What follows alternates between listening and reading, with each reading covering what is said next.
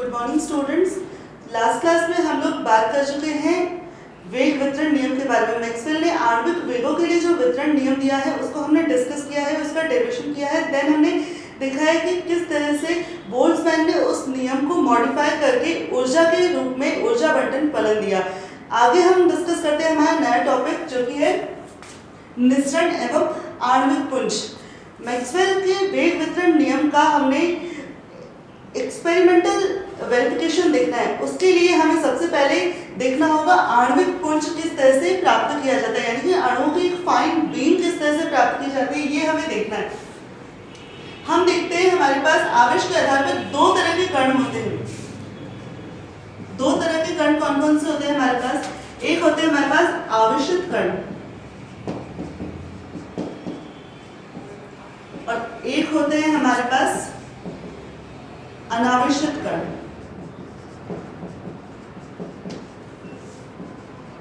आवेशित कणों में भी हमारे पास होते हैं दो तरह के, पॉजिटिवली चार्ज और नेगेटिवली चार्ज पार्टिकल्स।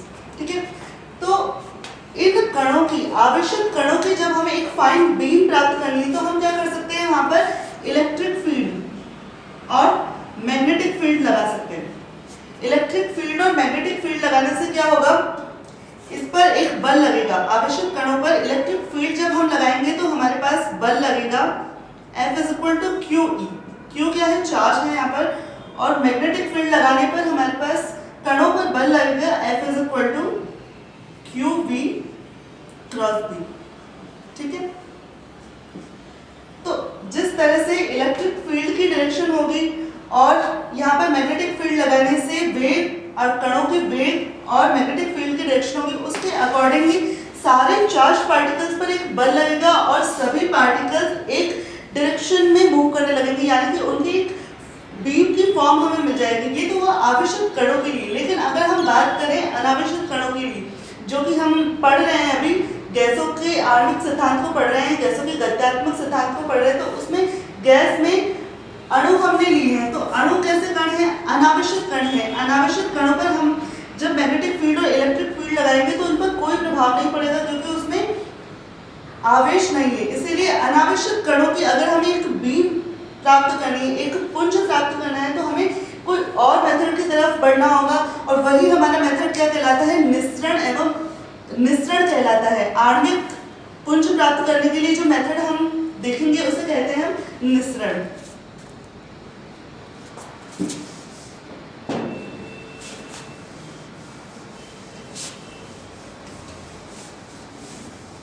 तो यहाँ पर एक सेटअप दिया है हमने। ये एक चैम्बर है C। इस चैम्बर में हमें जिस भी गैस की या जिस भी ठोस की आणविक पुंज प्राप्त करनी है उसे यहाँ पर रखा जाएगा। और ये यहाँ पर कुछ बेफल्स लगाई है जिससे कि हम एक फाइन बीम प्राप्त कर सकते हैं। क्या करना है, इस चैम्बर में उच्च वाष्प दाब उत्पन्न किया जाता है। उच्च वाष्प दाब कैसे उत्पन्न करेंगे, आइडियल गैस इक्वेशन हम देखते हैं। आइडियल गैस इक्वेशन है PV = nRT या NKBT। अणुओं के लिए NKBT हम यूज करेंगे। तो यहाँ से हम देखते हैं कि ये दाब है, ये आयतन है, बोल्ट्जमैन कांस्टेंट अणुओं की संख्या और ताप है। यहाँ पर इस चैम्बर का आयतन कांस्टेंट यानी कि V कांस्टेंट है। जब V कांस्टेंट है, N तो ऑलरेडी कांस्टेंट है और Kb हमारा बोल्ट्जमैन कांस्टेंट है, तो P will be proportional to T, यानी कि जैसे जैसे हम ताप बढ़ाएंगे, ताप बढ़ाने से दाब बढ़ेगा। तो इस चैम्बर का हमें उच्च ताप रखना है। उच्च ताप रखने से वाष्प दाब उच्च होगा और उच्च वाष्प दाब होगा तो बाहर के कंपैरिजन में, बाहर हमारा वातावरण है, बाहर के कंपैरिजन में अंदर का दाब बहुत ज्यादा बढ़ जाएगा और दाबांतर के कारण ये अणु गति करते हुए इस छिद्र से बाहर निकल जाएंगे। ठीक है, ये अणु छिद्र से बाहर निकल जाएंगे। बाहर जब ये निकलेंगे, जब इस छिद्र से बाहर निकलेंगे तो ये किसी भी डायरेक्शन में मूव कर सकते हैं, यानी कि ये सीधी रेखा में भी गति कर सकते हैं। ये देखिए यहाँ पर दाबांतर बहुत अधिक होने के कारण क्या है, ये अणु एक सीधी रेखा में तीव्र गति से मूव करेंगे। गति से मूव करेंगे तो अधिकतर कण इनमें से सीधी रेखा में गति करेंगे और कुछ कण यहाँ से सीधी रेखा से स्प्लिट हो जाएंगे। जो कण स्प्लिट हो जाएंगे उन्हें हम एक बैरियर की हेल्प से यहाँ से रोक लेंगे। केवल हम क्या करेंगे, इसका इतना डायमीटर रखेंगे कि केवल सीधी रेखा में जाने वाले किरणपुंज ही यहाँ से निकले और जो एक्स्ट्रा डायरेक्शन में स्प्लिट हो रहे हैं वो इस बैरियर की हेल्प से यहाँ पर रुक जाएंगे।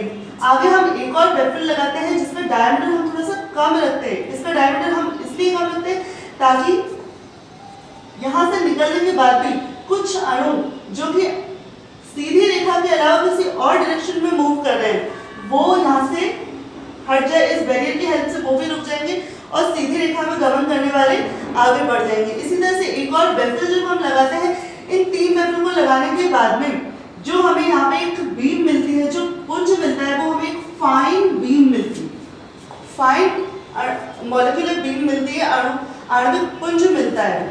तो इसके लिए हमें क्या क्या कंडीशन रखी है यहाँ पर, आयतन कांस्टेंट होना चाहिए, चैम्बर का, पात्र का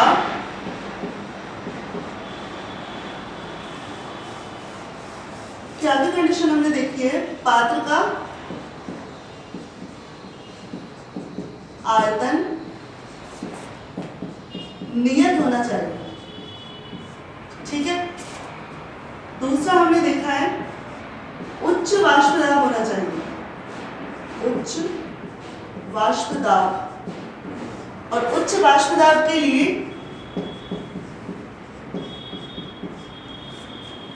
उच्च ताप होना चाहिए, ठीक है।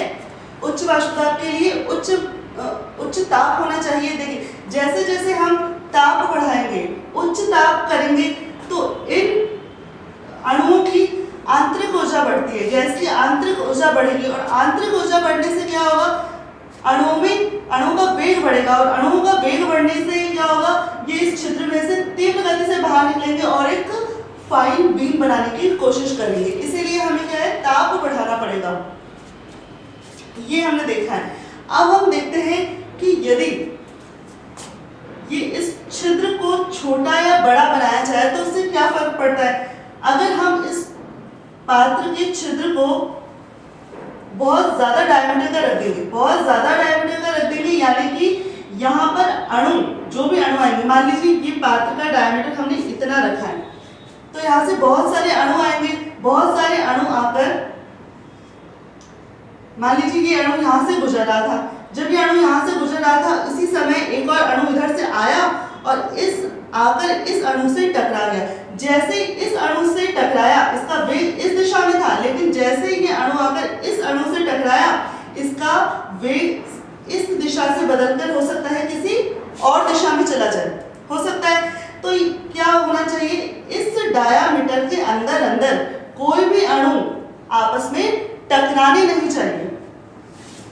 ये हमारी एक कंडीशन है यहाँ पर।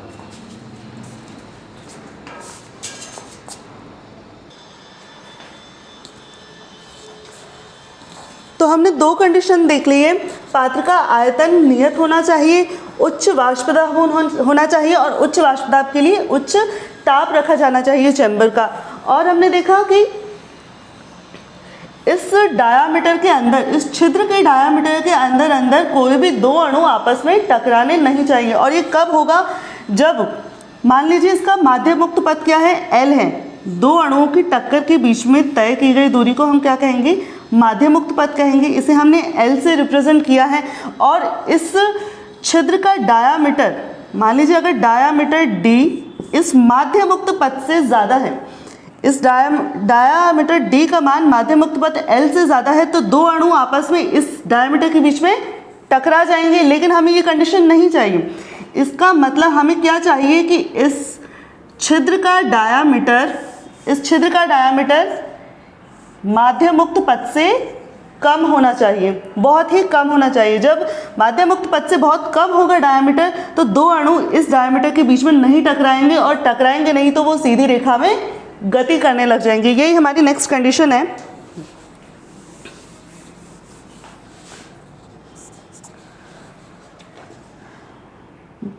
छिद्र का आकार माध्य मुक्त पथ से, अणु के माध्य मुक्त पथ से बहुत कम होना चाहिए।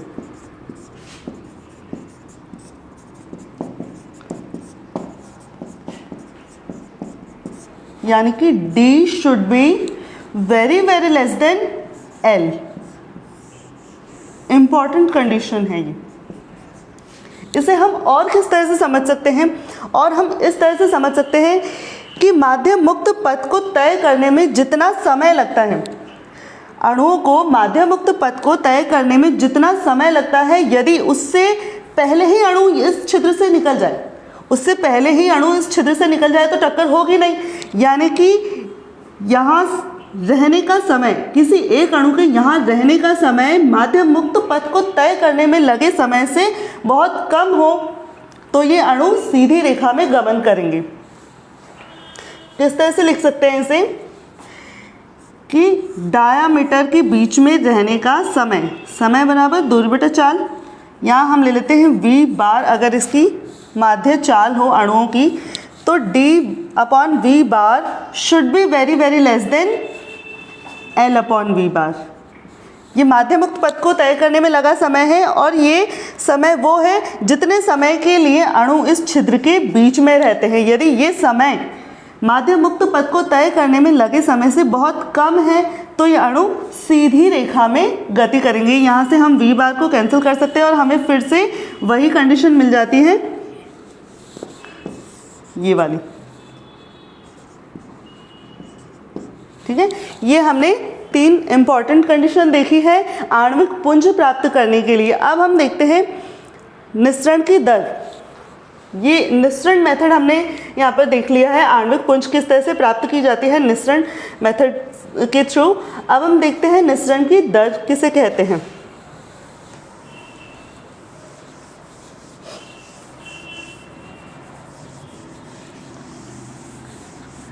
निस्सरण की दर क्या होगी, एकांक समय में एकांक क्षेत्रफल से निकलने वाले अणुओं की माध्य संख्या। निस्सरण की दर एकांक समय में एकांक क्षेत्रफल से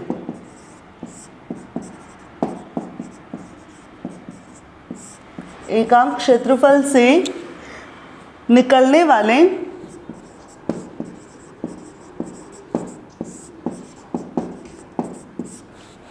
अणुओं की माध्य संख्या।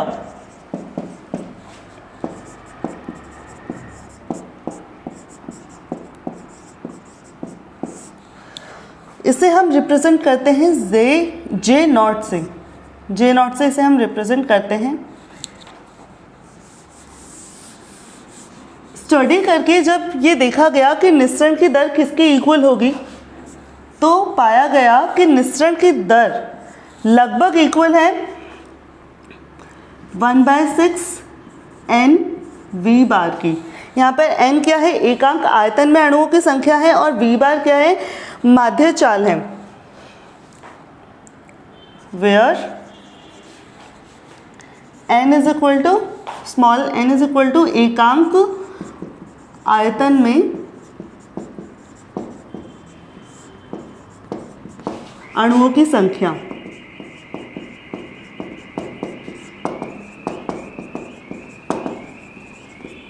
और v बार है यहाँ पर औसत चाल या माध्य चाल।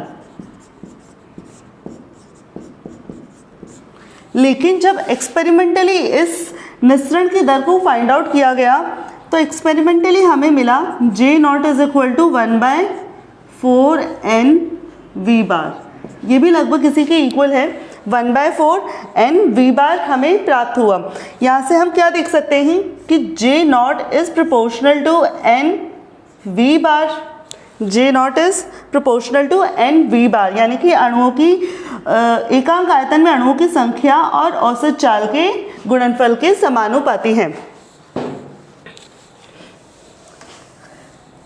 एन को हम फाइंड आउट कर सकते हैं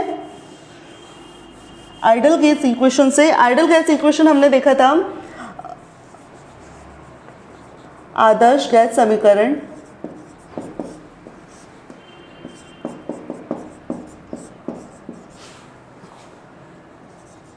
आदर्श गैस समीकरण से P V is equal to N, अणुओं के लिए ले रहे हैं एन के बी टी, ठीक है। आयतन को मैं इधर ले जाऊं, P is equal to N upon V K B T, यानी कि यहाँ से मुझे P इज इक्वल टू क्या मिल जाएगा, ये एकांक आयतन में अणुओं की संख्या हो गई, N से रिप्रेजेंट कर दूंगा के बी टी,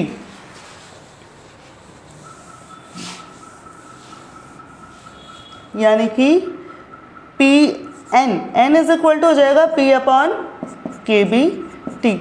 अब ये पात्र का आयतन बड़ा है तो मैं इसे P बार से रिप्रेजेंट कर देती हूँ, मतलब इसका माध्य हमने दाब ले लिया, इसे P बार से रिप्रेजेंट कर देते हैं। अब हम देखते हैं यहाँ हमें दो क्वांटिटी की ज़रूरत है, एक है N और एक है V बार। तो N हमें यहाँ से मिल गया है, इसे इक्वेशन नंबर 1 नाम दे देते हैं, एक क्वांटिटी हो गई, और इसे इक्वेशन नंबर 2 नाम देते हैं।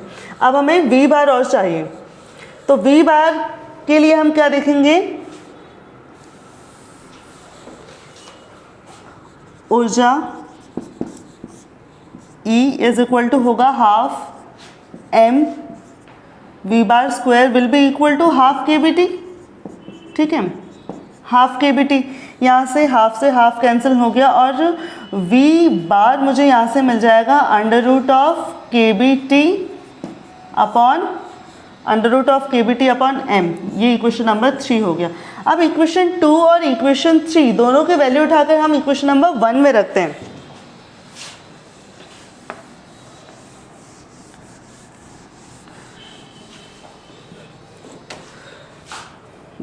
इक्वेशन 2 एंड 3 का उपयोग इक्वेशन 1 में करने पर, इक्वेशन 1 हमारी है निस्सरण की दर जे नॉट के लिए, J naught will be proportional to N की वैल्यू आई थी हमारे पास P bar upon K B T, और V बार की वैल्यू हो गई हमारे पास under root K B T upon m, ठीक है। यहाँ से हम देखते हैं कि के बी तो ऑलरेडी कांस्टेंट ही है, के बी ऑलरेडी कांस्टेंट है, तो जे नॉट विसरण की दर will be proportional to P bar upon under root m t, यानी कि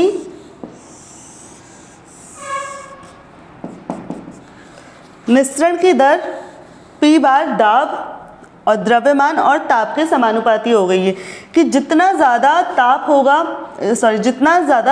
होगा उतना ही ज़्यादा निस्सरण की दर होगी, और भारी कणों के लिए निस्सरण की दर कम होगी। m ज़्यादा होने पर, द्रव्यमान ज़्यादा होने पर, यानी कि भारी कणों के लिए निस्सरण की दर कम होगी और हल्के कणों के लिए निस्सरण की दर ज़्यादा होगी, यानी कि जिन कणों का द्रव्यमान कम है उन्हें हम इजीली उनकी एक मॉलिक्यूलर बीम प्राप्त कर सकते हैं, और जिन कणों का द्रव्यमान ज़्यादा है, जो कण भारी हैं, उनकी मॉलिक्यूलर बीम प्राप्त करने के लिए हमें ज़्यादा ताप की ज़रूरत होगी और ज़्यादा उच्च वाष्प दाब की ज़रूरत होगी। ये एक हो गया हमारा निस्सरण की दर हमने देख ली है। आगे हम देखते हैं मैक्सवेल के वेग वितरण नियम जो हमने देखा है, उसका हमने एक डेरिवेशन देखा है। अब हमें उसका प्रायोगिक सत्यापन देखना है। उसका प्रायोगिक सत्यापन के लिए अलग अलग वैज्ञानिकों ने अलग अलग तरह का एक्सपेरिमेंटल सेटअप डिज़ाइन किया और उससे एक्सपेरिमेंटली प्रूव किया मैक्सवेल के वेग वितरण नियम को। अगला देखते हैं हम मैक्सवेल के वेग वितरण नियम का सत्यापन।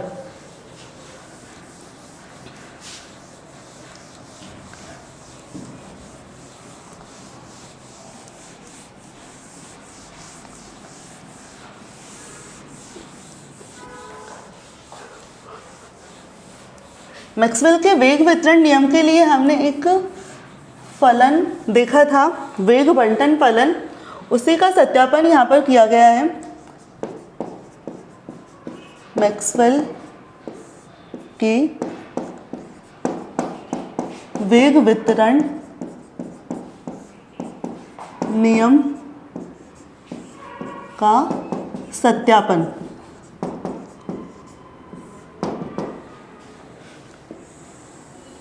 वेग वितरण नियम के सत्यापन के लिए ज़ाटरमैन एंड को ने मिलकर एक एक्सपेरिमेंट किया और स्टर्न ने भी एक्सपेरिमेंट किया। आज हम सबसे पहले देखेंगे Zartman and Ko's experiment.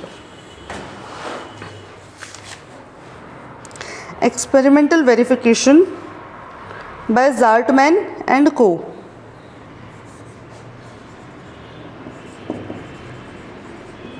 ज़ाटरमैन and Ko's experiment.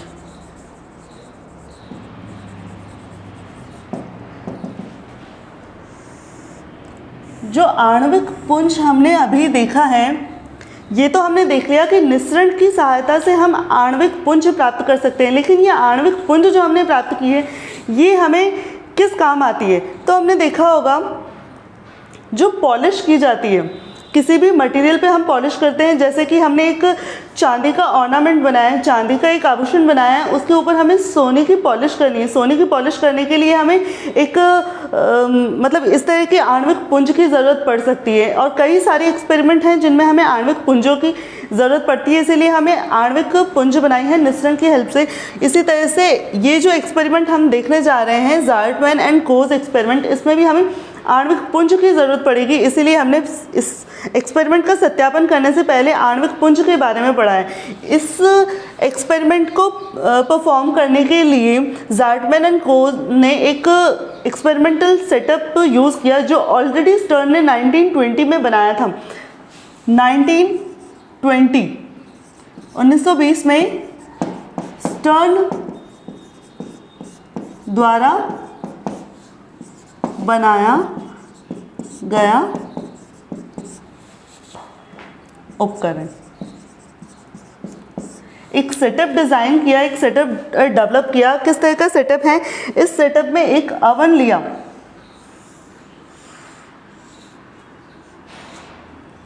एक अवन है, भट्टी है, जिसमें किसी भी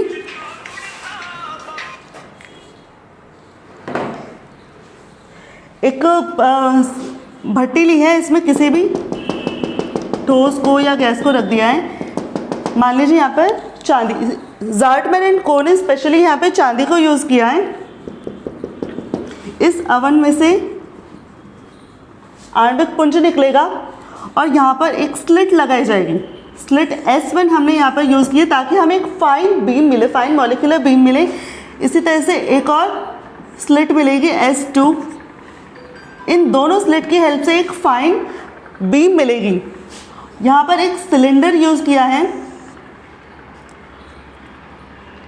एक सिलेंडर है जिसके यहाँ पर एक और स्लिट है S3 स्लिट है, और यहाँ पर एक ग्लास प्लेट लगाई गई है। ये सिलेंडर है और यहाँ पे एक ग्लास प्लेट G लगाई गई है। ये है ग्लास प्लेट। ये सिलेंडर हो गया और यहाँ पे 3 स्लिट्स को यूज़ किया गया है। होता क्या है, जब 2 कंडीशन में रखा जाता है सिलेंडर को, इस भट्टी का ताप उच्च रखा जाता है। उच्च ताप की वजह से चांदी के अणु वाष्प अवस्था में आ जाते हैं, और वाष्प अवस्था में आने के बाद इस छिद्र से होकर बाहर निकलते हैं और एक आणविक पुंज के रूप में हमें मिलते हैं। इस सिलेंडर को जब स्थिर रखा जाता है, यानी कि इसको घुमाया नहीं जाता, इसको स्थिर रखा जाता है, तब ये अणु जो कि आणविक पुंज के रूप में आगे बढ़ रहे हैं, ये जाकर इस ग्लास प्लेट पर स्टिक हो जाते हैं और यहाँ पर डिपॉजिट होने लगते हैं। डिपॉजिट होने की वजह से यहाँ पे एक लेयर बन जाती है, एक मोटी परत बन जाती है, जिसको हम माइक्रोफोटोमीटर की सहायता से माप सकते हैं। इस तरह से ये तो हुई जब ये सिलेंडर स्थिर है। जब इस सिलेंडर को घुमाया जाता है, एक फ्रिक्वेंसी से घुमाया जाएगा, वो फ्रिक्वेंसी होगी इसकी आवृत्ति, घुमाने की आवृत्ति, सिलेंडर को घुमाने की आवृत्ति है ये।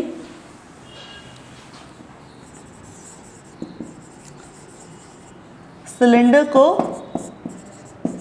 घुमाने की आवृत्ति, मतलब बहुत अधिक आवृत्ति से इसको घुमाया जाता है।